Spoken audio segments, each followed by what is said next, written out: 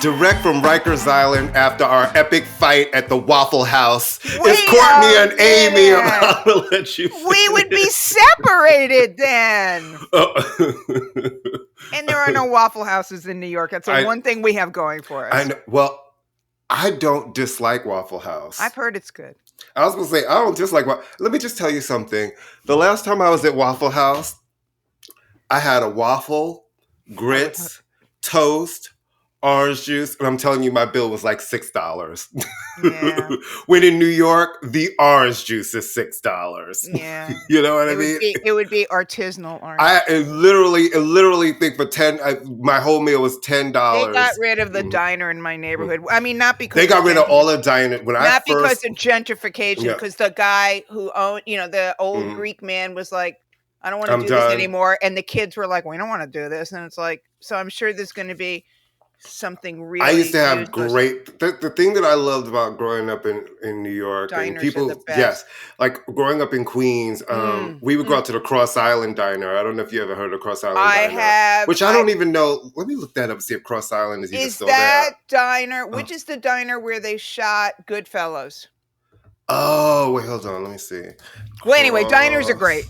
And all of the ones in Harlem that I used to go to. Diners are great. If you want a good meal, you go to a diner. Yeah. Good desserts, the rotating desserts. I mean, the best shit ever. And all of the ones in Harlem closed.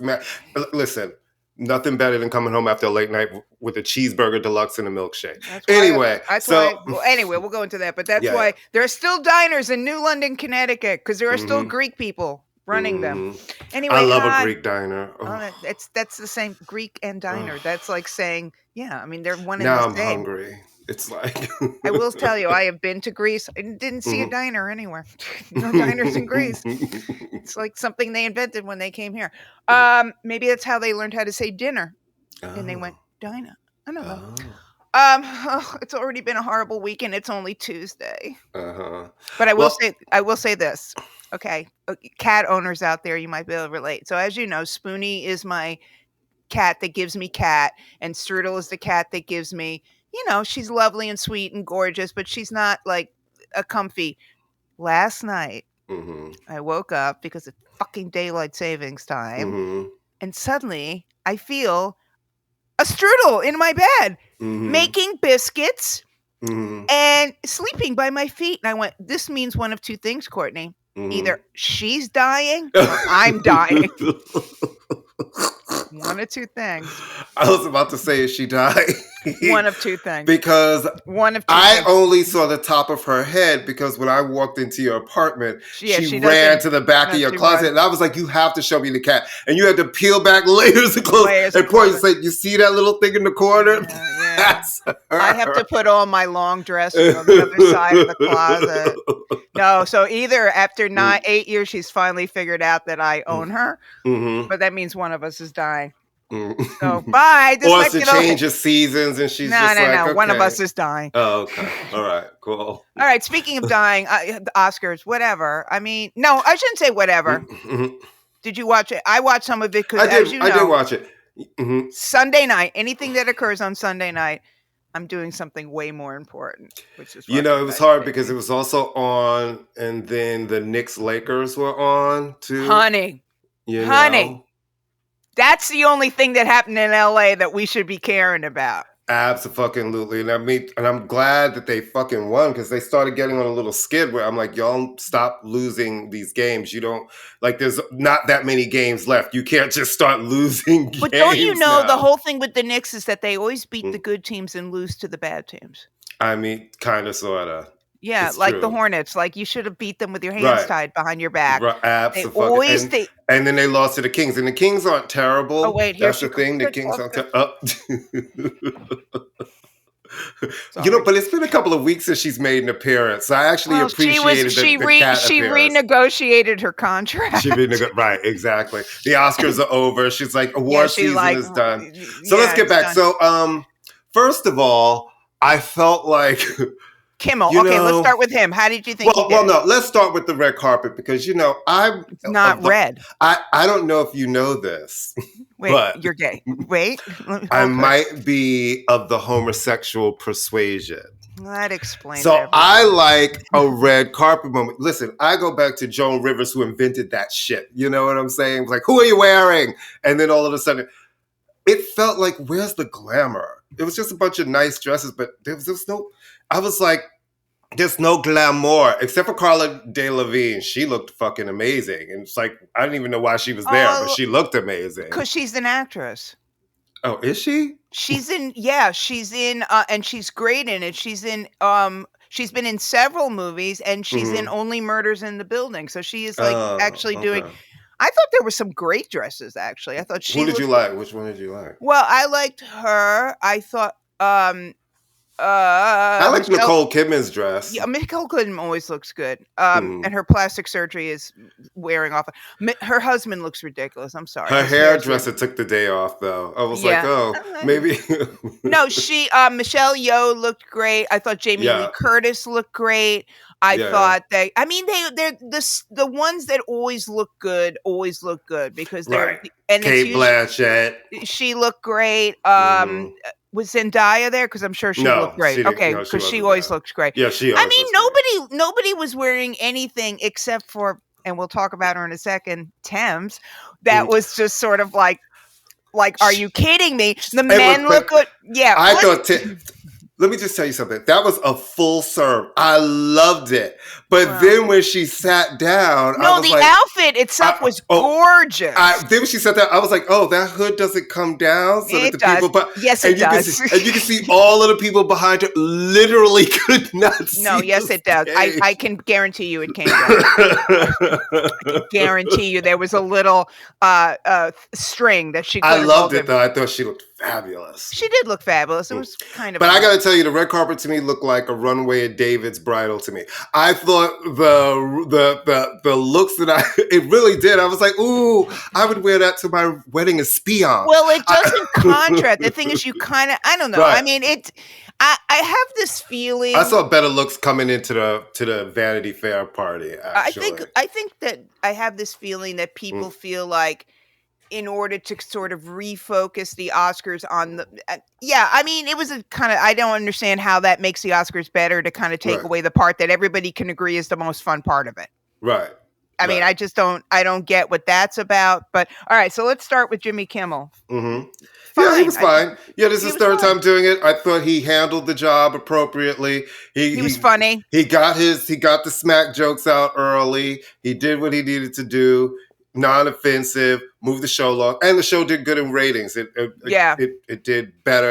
It's actually up I in thought ratings. The Tom Cruise joke was hilarious. Yeah, that was funny. Yeah, that was funny. It's always good to make fun of Tom Cruise, especially when he's not there. I thought he handled it well. He's a really nice guy, though. It's really incredible. Tom Cruise? So nice. You're also friends with Republicans, too, so I don't know. Your judgment is skewed. Let me just tell you something. Of course he's nice. He's trying to proselytize you to join a cult. But I worked at a certain gig, and he was there to shoot something, and he walked around and said hello and shook everybody's hand in the studio. Really nice. But listen, and a lot of people don't. You know what I mean? And don't. Yeah, no, I'm sure. I've heard he is nice. No, the one to me that is like radiates goodwill and fabulous, and I just want to be with him for the rest of my life is Colin Farrell. Colin Farrell knows how you're supposed to. He's hilarious. I have a friend who's working with him right now, and he speaks really, really highly of him. All right, so Kimmel did. He stayed out of the way. He didn't make it about him. The presenters were good. The cornball jokes weren't too cornbolian. The staging looked good. It wasn't like a bunch of stupid. All the dance numbers were appropriate. Yeah. What I hate, Natu was fucking amazing. That was great. It looked like river dancing. I literally was bouncing on the edge of my bed, clapping. And I looked at myself. I was like, "You're literally clapping." No, to the television. I know it's bad. I was like, that was great. I will say that what I didn't like was this weird thing with Disney where they tried to, that was horrible. Stick all of their shit in there. I'm like, this is the Oscars, man. It's like, we know it's on your network, but sticking your commercials and your advertising in this show, I know you think it's smart, but I found it actually quite gross. No, I thought it was fairly gross. I mean, there's product placement, and then they're sucking up 10 minutes of people's time to watch a trailer for a movie that nobody's going to go see. Well, no, well, people will go take their kids to see it, but I just think this is the Oscars. This isn't your own personal let's suck our shit in here. Right. I also, I find awards really interesting. Like this idea that people feel like they've anointed somebody should win, they should win, and then when they don't, everybody's upset. It's Beyonce and Harry Styles all over again. I understand that people are disappointed that Angela Bassett did not win for Wakanda Forever, but the truth of the matter is, this is 5 people were nominated, 5, and in certain respects, it feels really rude that we ever just keep talking about one person in a category where it's almost like saying to everybody else, you shouldn't even show up. There were 5 strong performances. And yes, Angela Bassett, we love her. Do I think Wakanda Forever was a great movie? I do not. Do I think that, she was doing something different than what we get from Angela Bassett? Kinda. I do not. Wasn't she kind of doing the Angela Bassett, which is not a bad thing? No, which is great, Which is great, but at the same time, when I hear people screaming and she was robbed, I'm like, well, wait a minute. Jamie Lee Curtis doesn't have an Oscar either. She's been acting since 1978. Let's go through the credits. Well, and also if you go through the awards season, it was sort of split. Jamie Lee Curtis won the SAG award, Angela Bassett, and Carrie Condon won the BAFTA, which is the closest, And let me just tell you when I knew, and I had a conversation with a friend of mine who does a lot of work with the Academy, and I was having a conversation with her, and I said, Jamie Lee Curtis is going to win. And she said, why do you think that? And I was like, she's well-liked.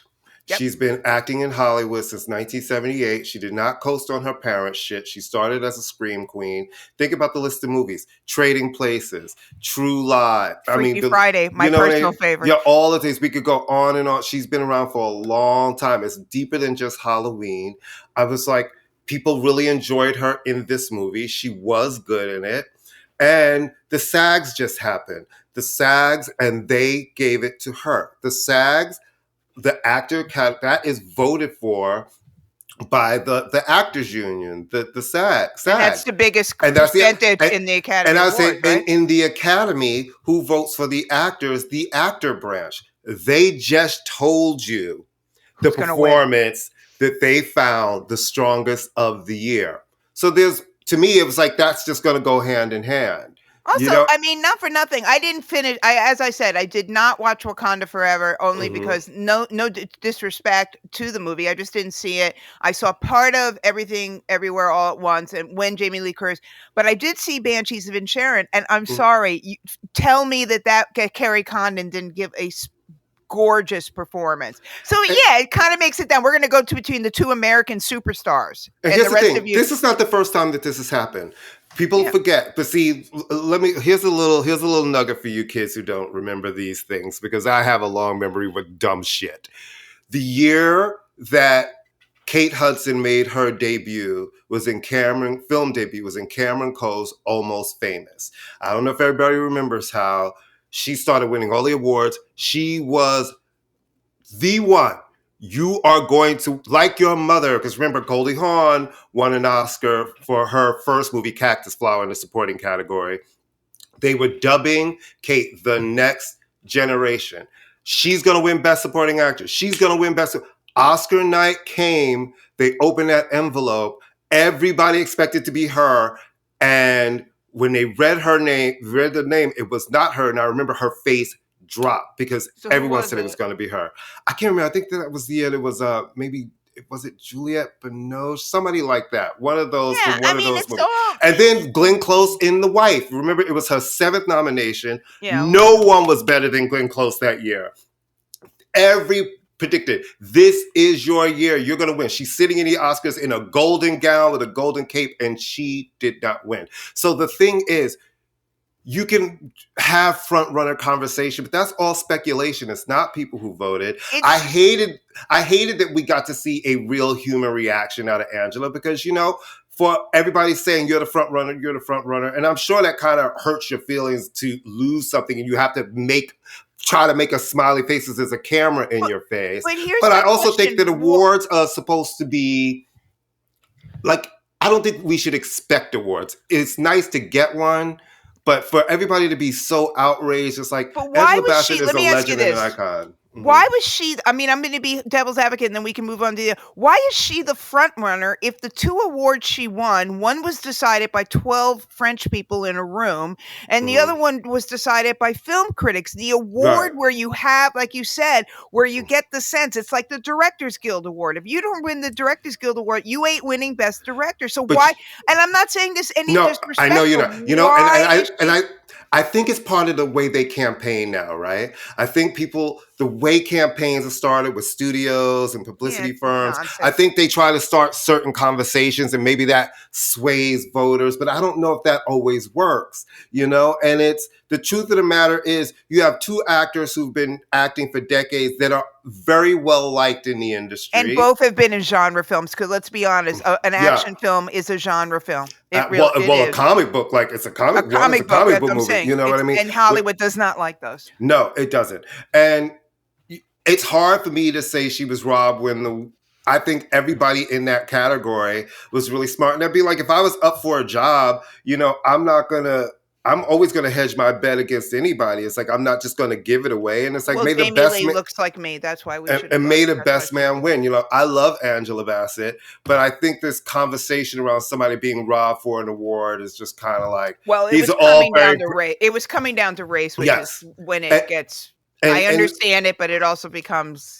But it also becomes, guys, these are all privileged people. Oscar or no Oscar. Everybody woke up on Monday, fine. Yeah. All right, let's go through the rest of them. So Best Actor was, I forgot who was Best Brendan Actor. Fraser for The Whale. Yeah, I didn't see that, and I have no interest in seeing it. Yeah, I don't care. I mean, I'm sure he's a lovely guy, but I find the whole premise of it, of taking a guy and sticking him in a fat suit and somehow being obese some sort of. Yeah, I didn't see that. I did see, like I said, Banshees and Sharon.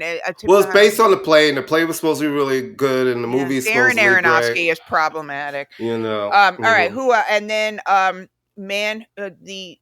okay, I've told you I've never seen Goonies, so I don't know what the whole. I know what Goonies is, obviously, because I'm a sentient being who was alive in the 80s. But yeah, we were happy for. Listen, what makes it happy is right. It's all first time winners. No, it was lovely. There was and energy. People who are really like. Listen, Brendan Fraser had been on the outs with Hollywood for years. This is his big comeback moment. He wins an Oscar.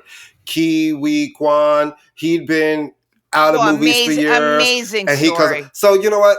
Seeing all of these people win made me happy. Watching the Daniels win. Listen, I like to see usher in some new people. It can't be the same people winning everything over and over and over again. And listen, and the people who won, Ruth Carter won her second Oscar, which is happy. You know, remember Ruth from starting with Spike Lee, you know what I mean, in Brooklyn. And the documentary Navalny one, which is really great. It's a really good. I've heard. Yeah. Let me. All right. So the performances. I thought Rihanna was great. Yeah, listen, I think it shut down everybody's nonsense about her at the Super Bowl. First of all, she sang like it's between her and Gaga, both 2 really mediocre songs that the women performed beautifully. Very mediocre songs. Mediocre songs. Like Gaga was giving us all that drama for an absolute shit song. Oh, it's a you know what song. I mean? It's a shit It's an absolute horrible song. But she's like, I'll take off my makeup so you'll pay attention to it. And I'm going to give you dramatique, and I'm giving you all the things. It's a horrible song. I'm like, you can't save this song. It's a piece of shit. It's the song they play over the credits when you're no longer paying attention. It's like, this piece of shit. But I will give it to Rihanna because I just was, you know, again, gay. The whole time I'm just looking at her face like, God, no, she looked amazing. Like that beat, you were giving me the right shimmer, the right lash, she sounded great. This was like the best time I've heard her sing. She shut down all that lip syncing nonsense because you do not lip sync at the Oscars. No, you do not. You know, she looked great. She sounded great. Her transitions went well. She made it about the song, not about her, though it's obviously going to be more about her because she's Rihanna. I thought it was great. She looked gorgeous. She gave you pregnant mommy. She gave you appropriate hand gestures at the hair. I loved it. She looked great. But not to. I was like, that was fucking great. Yeah, I'd rather see that. I mean, honestly, both songs were like Gaga, and they were Diane Warren moment with that. Yeah, that was like, who was that woman? I have no idea. I was watching 90 Day Fiancé, which I just want to. I just want to say one thing about 90 Day Fiancé. You may mock me all you want. I don't care.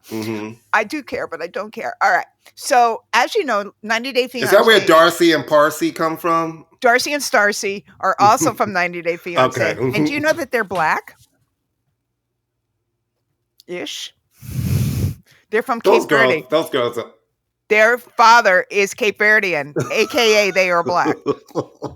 They're African. Even more, they're African. All right. But anyway, they're a mess. We won't even talk about that. But, okay, so 90 Day Fiancé. So we're watching, we meaning me and Candace on the phone. That's how we watch it. Okay. And we're, all right. Anyway, one of the couples this year is a trans man who I didn't even know because I missed the first one. You would never know. Great.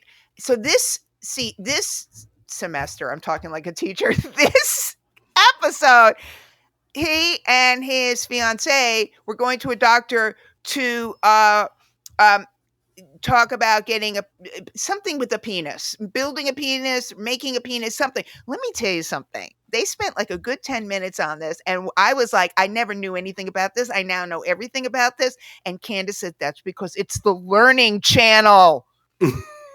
So I learned something. And I thought that was pretty cool, especially in the world we're in where people are being targeted for ridiculous stuff to devote a show, which is, it's not aimed at like effete intellectuals like me and you. It's aimed at middle America. Right. And showing this as being sort of a very normal. But anyway, was there anything else about the Oscars that we wanted to talk about?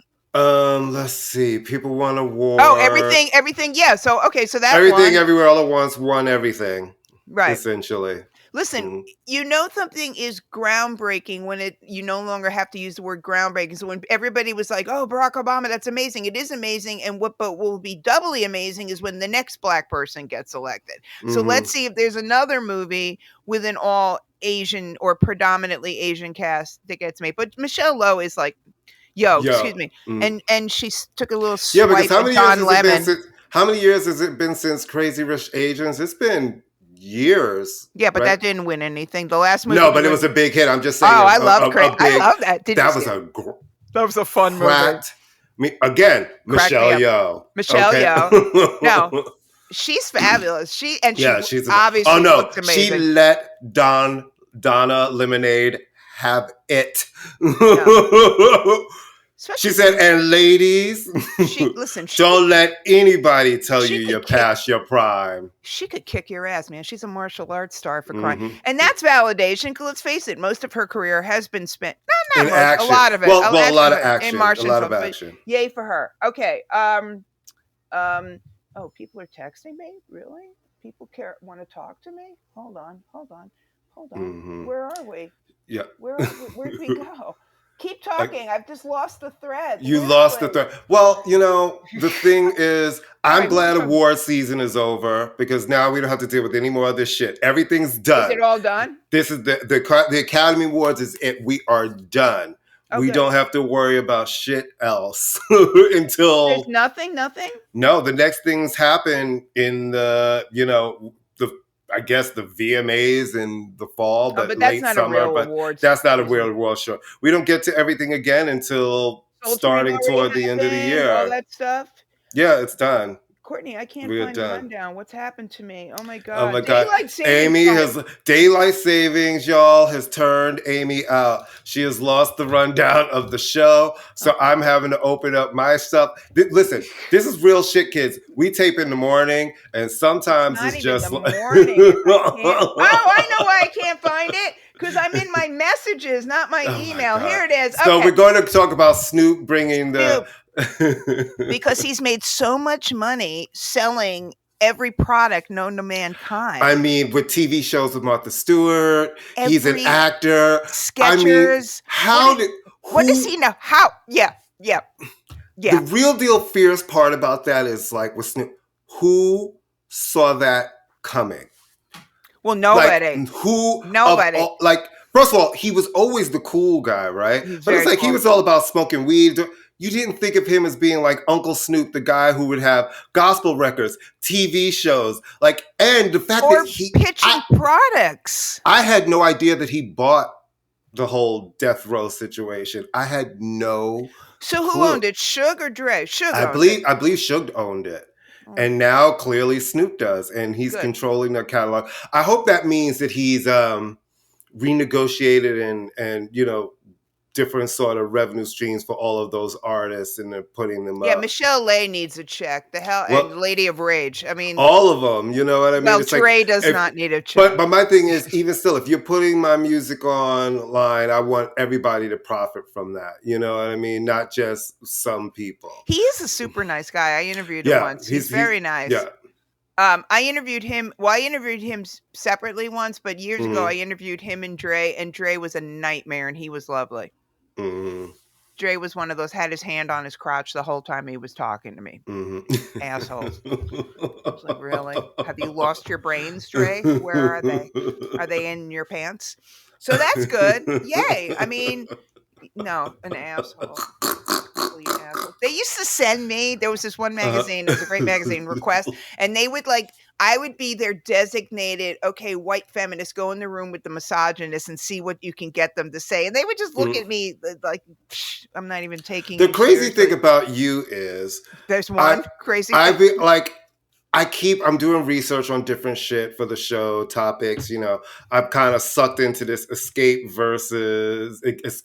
SWV, the Queens of R&B. I never got into but I like the show. But of course, then I'm going on different pages, the Wikipedia pages, and they always quote you from some article randomly all over the place, and here you are on the SWV page, and I'm like, your name from all. I keep forgetting how long you've been around writing. They never really liked always. We used to call them sisters with vaginas, which is a horrible name. That's horrible. I didn't come up with it.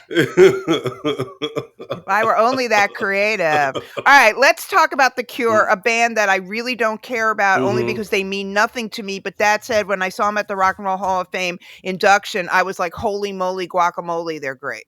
Right. And now they're going on a North American tour, and they're really trying something new with, they're not doing any platinum tickets. They're not doing any dynamic ticket pricing.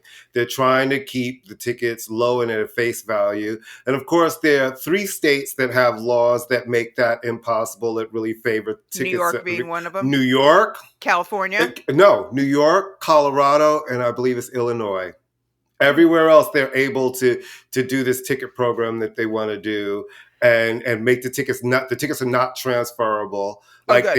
So, and if you can't go to the show and you need to sell it again, the only place you can sell it is one of, there's a couple of ticket exchanges where the tickets can only be sold at face value. Okay, so, that's good. But of course, New York. But they're going to play arenas, obviously. Yes, they are playing arenas. They're playing 3 nights at the Garden. Oh, good for them. Yeah, that doesn't surprise me. I mean, they're huge. They're huge. Isn't it the Garden's in the middle of some shit, right? Like the God. New York. First of all, the New York Democrats want to take. This is why sometimes I just look at the New York Democrats. I'm like, you need to be helping the people. Stop. You're worried about the tax exempt status for Madison Square Garden. Well, shouldn't you? He doesn't pay any real estate tax. Who does? None of the rich people do in this town. He doesn't pay any. None of the rich people do in this town. I know, but the Madison So then come for them all. Well, there's a lot of reasons they're coming for Dolan. All right, so James Dolan, who is he is the Voldemort of Voldemort, whatever. Everybody hates him.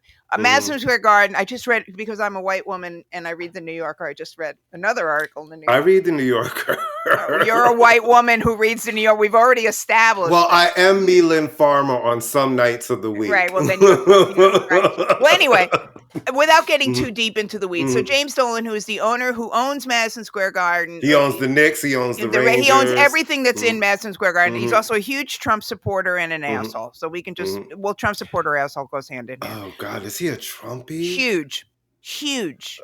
That actually makes sense. No, I think he got married at Mar-a-Lago, actually. Huge. Yeah, no, huge. Or Trump was at his wedding. Anyway, long story short, he has, besides him being an awful human being, instituted this thing for any lawyer that has who has started a suit against the Garden for various legitimate reasons. He now has face recognition at the show, and they can, you could literally be the secretary who works at the law firm, who knows nothing about nothing, just comes to work, does their job and splits, and you will be stopped at the door at Radio City, which he also owns, and the Beacon. You will be stopped at the door. They had a story about a woman who was there at Radio City to see the Christmas show or something ridiculous, and was stopped at the door with her kids and booted out. I don't have a problem with that. Because of she was in a separate. Wait, let me. No, I don't have. Let me just say, because I don't have. If your company is suing me, I don't want anybody from your company in my shit. You're suing me.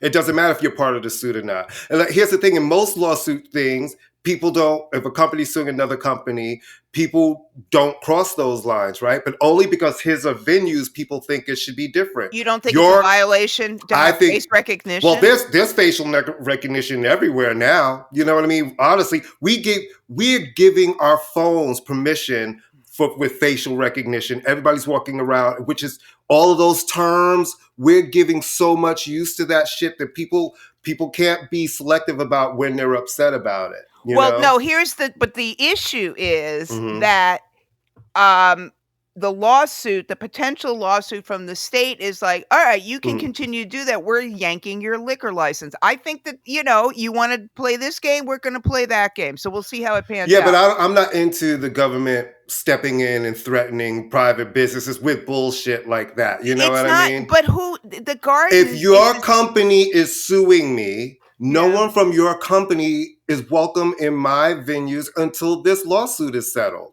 But what if I don't think that to do with it? It doesn't matter. Your company is suing me. If your friend was suing you, you would not say, your friend's family, come to my house.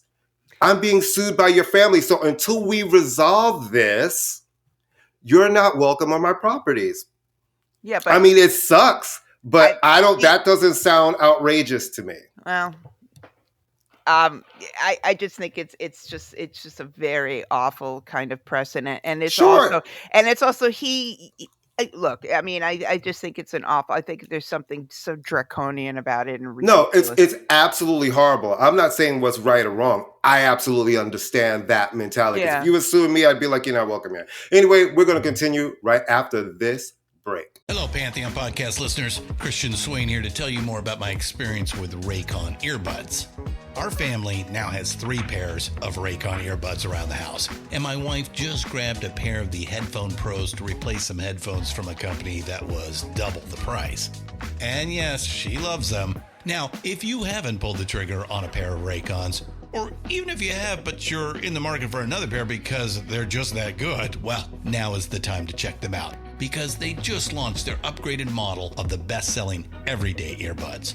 With Raycon's upgraded everyday earbuds, now you also get active noise cancellation, ergonomic design, and multi-point connectivity that lets you pair with 2 devices at once. New quick charge function, 3 customizable sound styles, plus awareness mode. Available in a variety of vibrant new colors to complement any and all skin tones. I even have a pair of earbuds in a cool green color. I have tried just about every earbud known to humankind, and these Raycons are fantastic. Seriously, if you've been wanting to check out Raycons, there truly is no better time. You're going to ask yourself why you didn't check them out sooner, and Raycon offers a 30-day happiness guarantee. So what are you waiting for? Go to buyraycon.com/Pantheon today to get 20% off your Raycon order, plus free shipping. That's right, you'll get 20% off and free shipping at buyraycon.com/Pantheon. buyraycon.com/Pantheon.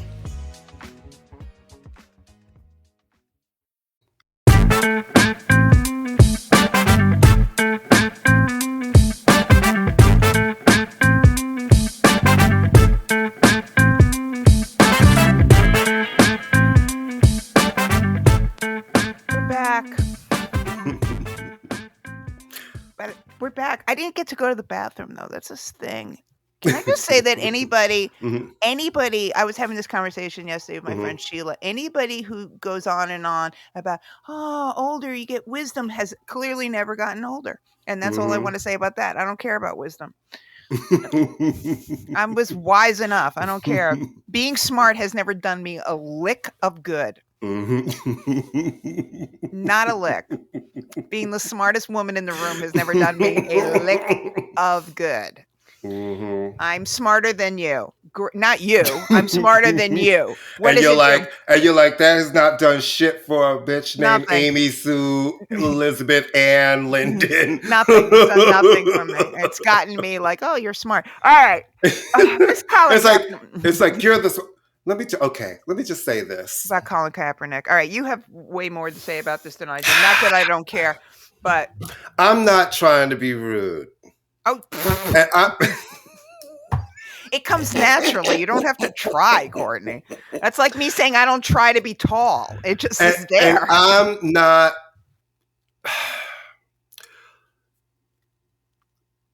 What Colin Kaepernick did, taking that stand to me, was incredible. He really opened up a very big conversation. Huge conversation. You know what I mean? And he paid a very dear price for that. With that being said, there's some moves that he makes that always leaves me scratching my head. And sometimes I look at him and I'm just kind of like,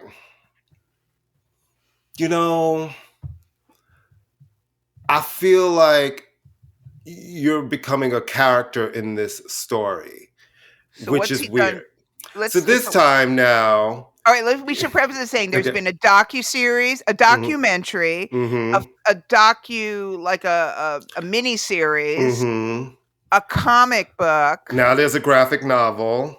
Oh, that was the comic book. I'm sorry. Well, no. Well, there was. Was there a comic book? I think there was something. And now there's a graphic novel. All of these things. An autobiography. And now it's about, the internalized racism he felt at home. Like he's adopted by a white family. Let me just say this: when I first got cornrows, my mother wasn't doing backflips. Like, oh my God, I love that hair on you.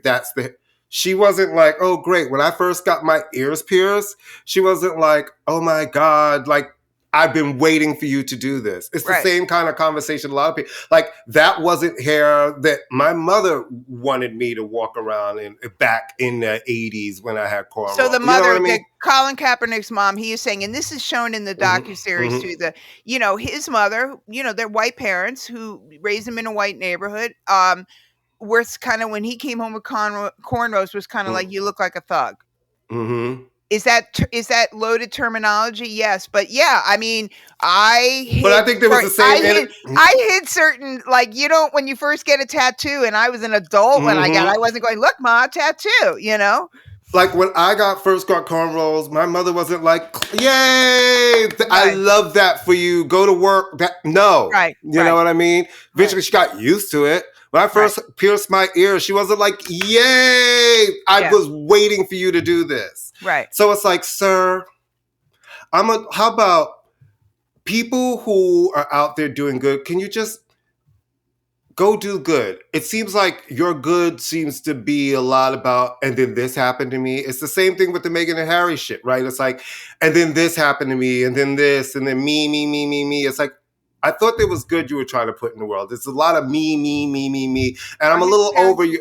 His parents still alive? Yes, they are. See, that's mean. You know what I mean? It's mean, especially not that I have, we all have ish with our parents, but especially since it's already been in a nationally televised docuseries and a documentary. And I hate to be like, God knows there's a lot of white people who swoop in, they want to be white saviors, but I mean, how many times are you going to make this woman feel like crap? Well, more importantly, I wasn't even that big a fan of him as a football player. I have to be honest. And I kind of felt like I had to be a fan because once he took this fight, we were all in this fight with him. And the truth of the matter is, I feel this way because, again, he had this whole lawsuit against the NFL. Let's not forget. Then he went and had remember that Jay-Z brokered meeting with the NFL? Oh, yeah. And then all of a sudden the lawsuits dropped. Whatever deal you make, you sign an NDA, then you move on to this next chapter. And I'm like, well, wait a minute. Because to me, that's full of shit. You had everybody on this journey with you. You had black people boycotting. I have friends who love football who did not watch. Fully boycotting the NFL. Thing. That was definitely it was a real thing. Then you go make some deal, sign an NDA, and we're all just supposed to like skip that portion of the story. And now you're kind of like the voice for what? I feel like anyway. No, I see what you're saying, because what he has done, he is starting to tarnish a very important legacy, because now it's become, there's so much going on. And now, granted, this is the poll quote, this is what the media has pulled out, but I saw him say it. I saw him in an interview. No, he's a huge. He's done very important things, but at this point, it should be the future of what he's going to do. He can't. I would like to hear about you, because now you're in the field and this is the work you're doing, and look at what you're doing, and look. I'm tired of hearing about people that they say they're doing work, but what I constantly see is stories about them, and it's just like, you beat this horse. Guess what? There's not a black person, a person in a discriminated minority group that can't sit down and we can't all just go story by story and just compare the fucked up shit we've dealt with for most of our lives. You know what I mean? So my thing is, what are we doing to move the needle forward? Because talking about ourselves is bullshit. How are we moving this needle forward? I look at these younger people. We need to be making the path clearer for them. I love how you talk sometimes about you're like the young. I love it. It's like, Ken, you're because I have young. No, I know. And I have young people that I still sort of try to mentor and call me, and I check on them, and they hit me up for advice, and I try to talk, because I see that as a responsibility. I'm teasing you, but I know you are. But I sit there like young people. Listen, but that's the way I feel. There's something about when I turned 50. It's like, I didn't feel different as a person, but and I don't know if this was the same for you. I definitely felt grown in a different way. Nah. And I felt grown in a different way. It's like, I feel like, wow, there's been, 50 years of life behind me. You know what I mean? 40 was the one that kind of kicked in more. 60 was the one that All right, let's just not briefly. So, what I love, we both have lots of British friends, especially on the interwebs. And so for every once in a while, especially our friends, Mark Pringle and Barney Hoskins, shout out, Rock's Back Pages, fellow Pantheon posse. They will be, Mark in particular, will always post about cricket. And I'm like, Jiminy cricket? What are you talking about? And all the British people will get on, and I'm like, I have no idea what you're talking about, but you're obviously very upset about this. So a couple days ago, a lot of the Brits were posting about Gary Lineker. Who is like the sportscaster for BBC. Soccer, the guy, has his own show for years. He is like the face and the voice. He is like Marv Albert times 1,000 in terms of legitimacy, and everybody listens to it. So in his off life, and the BBC obviously is a government-owned radio station and TV station, which the public pays for.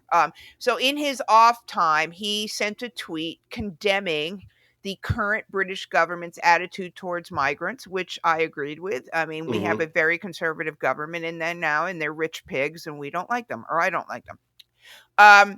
And he was benched. And the BBC, the conservatives who give money to the BBC, one of them arranged a loan for Boris Johnson. I mean, it's all big surprise, like Fox and Murdoch, right? He was benched, but what's amazing about it is that all of his colleagues said, you know what? We're not down for it. We're not going to go on air too. So suddenly they have the Premier League, right? And they have we would normally have commentary, but now we're just going to have the Natu dancers come out. Right. It was like, I can't imagine. And people are wearing Free Gary t-shirts. I cannot imagine this happening in the United States, where everybody would just shut down and say, we're not going to do it. You know? Now, England is a smaller country, and it is government broadcasting, and everybody there pays for it. But I just thought, go England, man. They were like, he said something, even if we disagree, he had the right to say it, and now he's back. That's the thing about free speech, right? That's really amazing to me. It's like free speech as long as you say things that people like. Right. If you have a different opinion, well, it's no, like, no, that's not true. You have the right to say whatever you want. You can't say fire in a crowded I theater. know that, but still, but you don't even have to. People always take that as an example, but you don't have to go that deep. If you say an opposite opinion of what people don't like, of what people like, you see what happens, right? Because he was allowed on his off time to have an opinion, but it's like him having an opinion that his work bosses didn't agree with. People feel like they can just say it, and I don't know. This is where it comes down to: do you have a responsibility 100% of the time if you hold certain positions? Are you not allowed to think differently to someone else? You know what I mean? Like, well, but he was advocating for human rights. Exactly. But clearly somebody felt different about that. You see what I'm saying? The government felt different. I mean, it's different in this country only because who would make the decision in this country would be corporations. There, the government said you cannot. I mean, that's basically. I mean, there have been people in this country who have said. We saw it just happen here during the Super Bowl. You know what happened to Michael Irvin, right? Do you know what happened to Michael Irvin? Michael Irvin killer? That's Michael Vick. Wrong. Right, whatever. Yeah, but you can't make. Yeah, no. It's all not right, I said the animal. I can say, excuse me. I said the animal killer ? And then you said no. That's Michael Vick, and now it's settled. There. I asked, is that the animal killer? And you said no, it's not the animal killer. I mixed up people. There. All right. So what did Michael non-animal killer Irvin do? He was there, ESPN, to cover the Super Bowl, do everything. He was in the lobby of a hotel. A woman was a bartender there. She came over to speak to him. He spoke to her. Hi. They shook hands. He walked away. The next thing you know, she went and made a complaint saying that she was harassed and bothered. But there were all of these witnesses. And it's like, that's not what happened. That's not true. But ESPN yanked him off the air. He did, and he's not been back on the air on there since. And it was like, you didn't even do an investigation. So something fake, and all these witnesses are telling you nothing happened, nothing. And so it just shows you how corporations here, like, oh, everybody just gets so scared. We just react now. And it felt like that the BBC reacted instead of standing behind their employee. Well, they're not going to stay up behind him because the government in England right now is a very, very right-wing government. And he said something against the government. So I see what you're saying, but this is very different. This is the government saying, we don't want you to criticize our policies. So you will be punished for it. And he didn't say it on air. He said it in his spare. But that just shows how powerful he is, that he could bring an entire franchise to a halt. I think it's all the same. Nobody in this country can do that. I think we're all watching a lot of shit. Like, certain things may have their differences, but it's all the same. We're watching censorship happen, and everybody seems to be like, books are being banned. They're passing really horrible anti-trans, anti-drag bills across this country. And you know, where do we head when you see this kind of horrible shit? We know where we're heading. You know? We know exactly where we're heading. We know exactly where we're heading. Yep.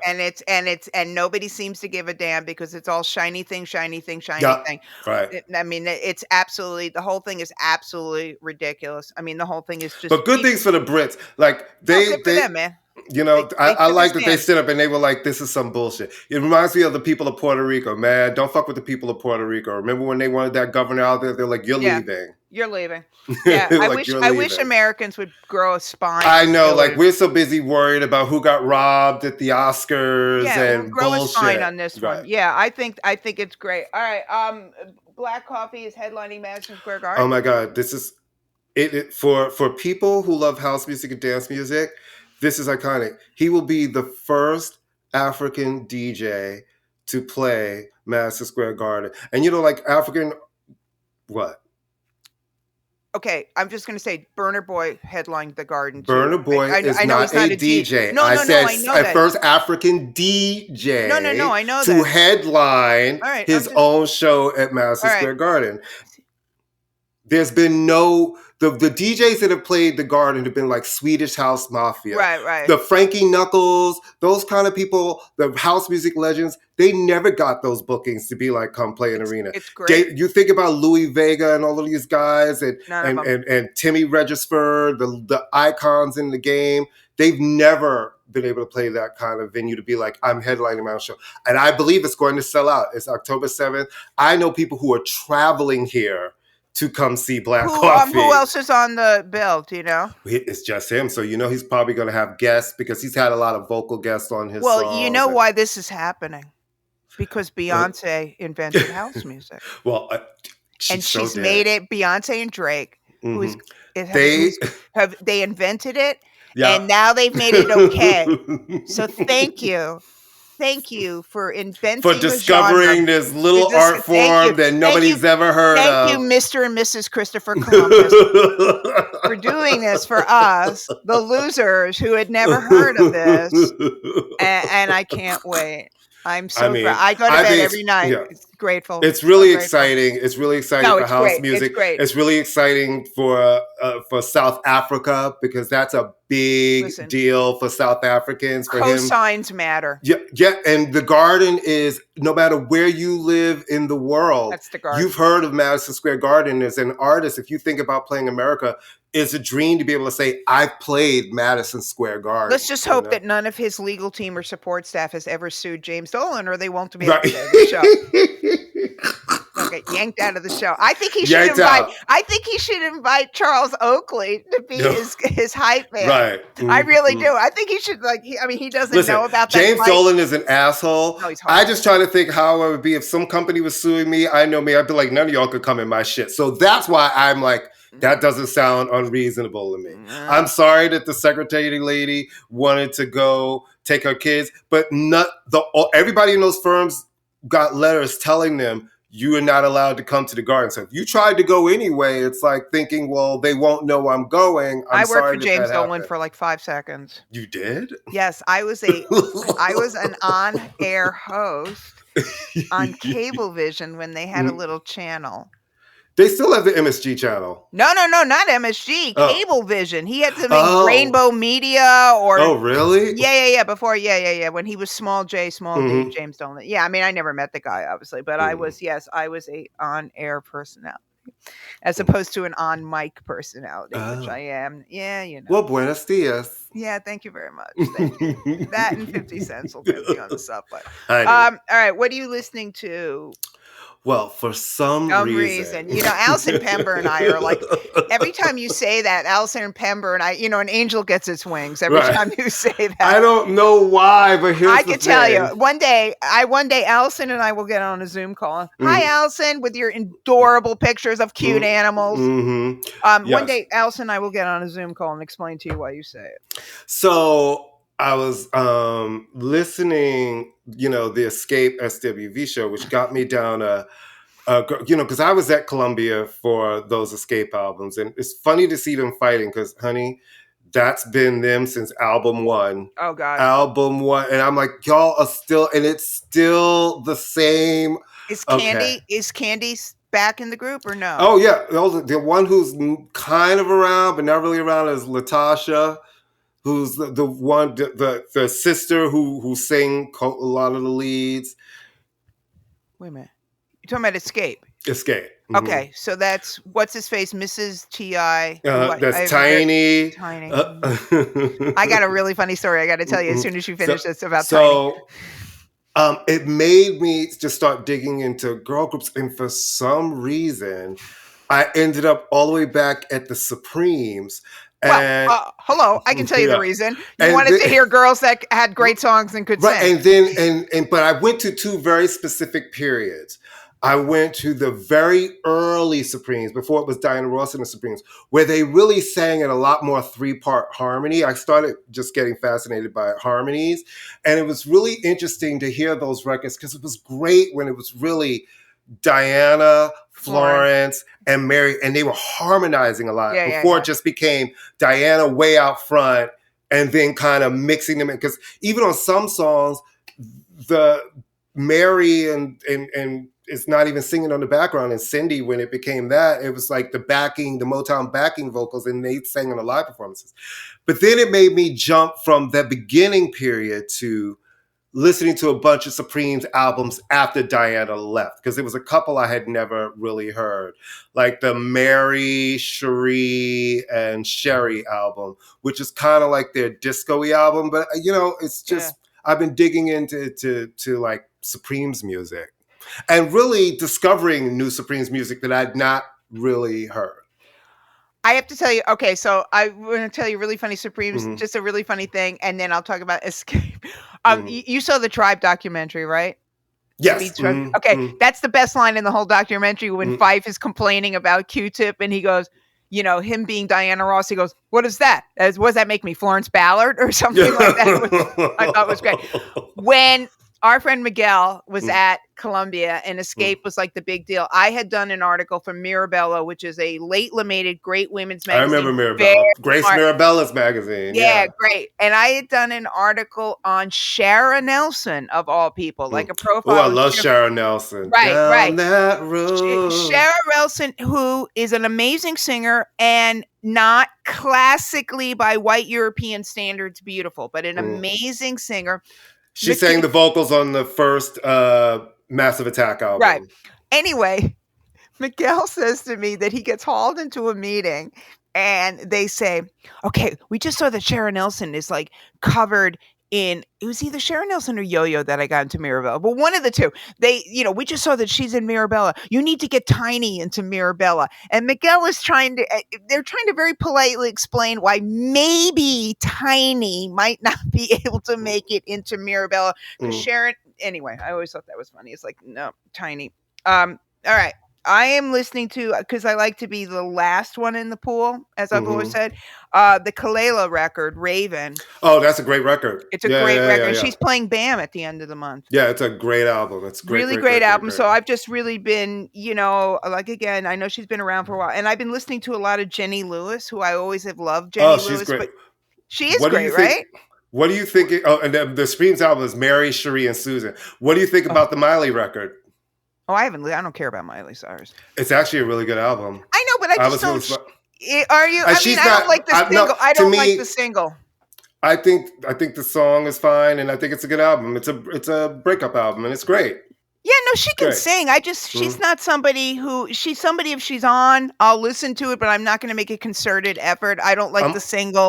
Have you been listening to this guy, Masego? His album is really good. It's a self-titled album. It's really, really, really, really, really good.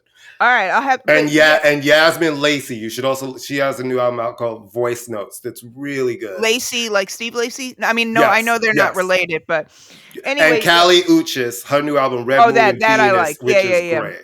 That I like, but and then for some reason,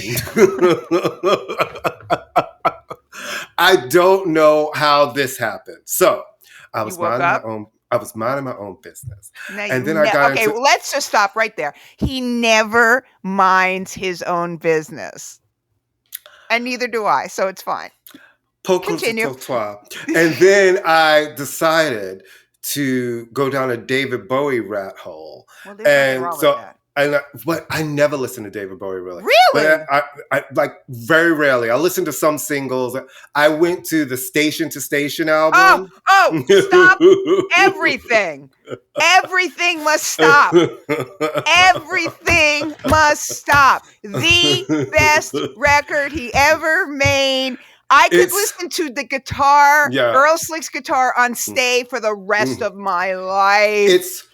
I had never listened to it. It's really good. It's the upside of coke addiction. It really is. And then it really is. I mean, I love a lot of his stuff, right. Mm-hmm. but I am not like a hunky dory fan as much as I am a Ziggy Stardust fan. Yeah. And I love all the records, the Brian Eno records, and I love Young American, but Station to Station is like, And then I went to the Nina Simone cover. Yeah, and then I went to Young Americans, which I can't tell if it's good or really horrible. You know it's what good. I mean? Listen to me. Listen. Listen No, to me. I'll it's explain not, it too. the two singles that book in the album are great, right? Young Americans and Fame are great. There's a couple of songs in there that I'm like, I can't tell if I come on. love Without this You. or if this Without is You is a terrible. great song. Without You, Stevie Ray Vaughan. And China Girl is, I like Iggy's version of China Girl better.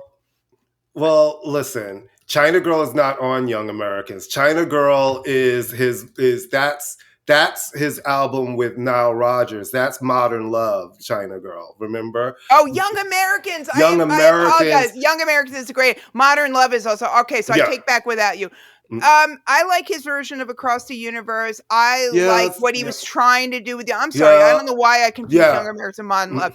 I haven't listened to Young Americans. So was it Fame? The Right Way. Right is on it. Yeah, that's the thing. It's not terrible. I can't tell if it's terrible or good. Well, it's not terrible. I mean? It's definitely not terrible. Which then you can't be terrible if Luther is doing the vocal arrangements on that. How terrible could it be? Well, because I think sometimes like you could hear like, but you see, David had a love-hate with that relationship with that album, evidently. There were times he really thought it was terrible. Then later life, he was like, maybe it wasn't so bad. Which then led me on a whole Ava Cherry fucking situation. And I was listening to her album Ripe and then Picture This. So it's been a lot of old music this week. And then some of these newer records. I listen to the Miley like it runs because I tell you I listen to everything. If I was a Miley Cyrus fan, I would love it because it's really a lot of ballads and a couple of up-tempos. She sings it beautifully. I'm sure Columbia's clapping. This is definitely the kind of debut for a label that they want because it has a commercial appeal. She's just not. But I would say if Bowie had any confliction about Young Americans, I would say it would be because he was firmly dipping into Black music and Black America. It was his first big, like, I'm going to make a Black American record, which is why it registered with a lot of people who may not have been into Bowie. And I think when you're white, and especially if you're British, you are wondering, and once he got to a point where you could think about it, you have to wonder, am I appreciating or appropriating? And I think at some point he might have gone, how much am I? But I do like the record a lot. I do like the record a lot. And I love that he was shining a light on Philly soul, which had sort of fallen out of favor at that point. But I thought you were talking about Modern Love. Yeah, Modern Love is perfect. That's Nile, right? That's when he and Nile finally get together and make Stevie Ray Vaughan and Nile is inarguably at his hottest period at that point. Nile. You know? I don't think Nile Rodgers has ever made a bad record. You know, I mean, I really don't. I think the man has absolutely never made a bad record. But I will say that Station to Station is like I said, drugs are bad, but if you are going to do drugs, make a record like Station, but drugs are bad. No, seriously, especially. But if you're going to do drugs, and you shouldn't, make a record like Station to Station. Allegedly. And on that note, allegedly. Well, he says in the freaking lyric. Definitely. He was the Thin White Duke. They didn't call him the Thin White Duke because he had lost a little weight. It was because he was thin and he was white. All right, everybody, you know the deal. Oh, that. Yeah. You and your facts. Thank you for listening to us on the Pantheon Podcast Network, where you can find a plethora of plethora. Which is not plethora. No relation to Rita Ora. It's where you can find amazing shows and us. And you know what to do. Tell a friend, share our show, leave a comment, leave a rating, leave a star, tell your cousin, send Knicks tickets, send us to the dispensary. I mean, really, at this point, okay, instead of who do we have to sleep with, who do we not have to sleep with? Maybe that's the strategy we need to pull. And remember, I will sacrifice for the team, and I will sleep with someone. I have never sued anybody, nor have I been sued in my life, so my face can be recognized. Bring me in. Come on, somebody at the Knicks. You love us. on. We're New Yorkers. We are native New Yorkers who have our show is international. Oh my God! I mean, come on. The record companies used to have those oh my God, the sweet boxes, man. But they used to have really good seats. That was back when record companies, man. I'm so glad I feel like I got to work at a company during the last golden age where expense accounts were really cute and there were all of these things. You would go to Yankee games and you'd be behind home plate, baby. The last time I went to the Yankees game, I went with my friend Brian, and his friend worked for National Baseball, so we got Legends. We got the Legends tickets, and I don't know those Legends. We were literally right behind like third base. They were playing the Red Sox. We saw Big Papi, and all of the food and the drinks and everything is free. Like, what? Meat free? You know, I had milkshakes and burgers and Twizzlers. You know, I interviewed when I was a basic cable star on James. I interviewed the guy, who's now deceased. Oh, okay. He invented. No, just he just did the organ player. He has a name, I forget his name, but I interviewed him. He was lovely, and everybody knows that. No, it's like and we went there. Lucian was like a little kid, and we were standing on the field, the old Yankee Stadium. Nobody was there. Wow. It was kind of beautiful. The old Yankee Stadium. Remember the old Yankee Stadium? Of course we do. And then I grew up not far from the old Shea Stadium. You could walk there. You could walk. The old Shea Stadium. That needed a little work. But the old I can walk to Yankee Stadium. I walked home from the Madonna concert when she played I love Yankee Stadium. I love Yankee Stadium. And on that note, kids, we'll see you next week. Bye. Right, Stick it in. Oprah.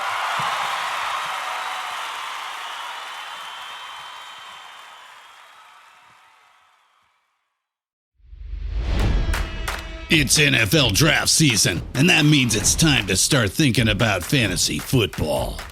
FantasyPoints.com features industry-leading experts and prognosticators using proprietary hand-charted data to help you score more fantasy points. FantasyPoints.com is the place to go for whatever kind of fantasy football you play. Whether you play fantasy football, daily fantasy sports, or do a little bit of everything, Fantasy Points has the meticulously researched content to guide you to victory. And why wait for the fall? Fantasy Points also covers the new spring football league, the UFL.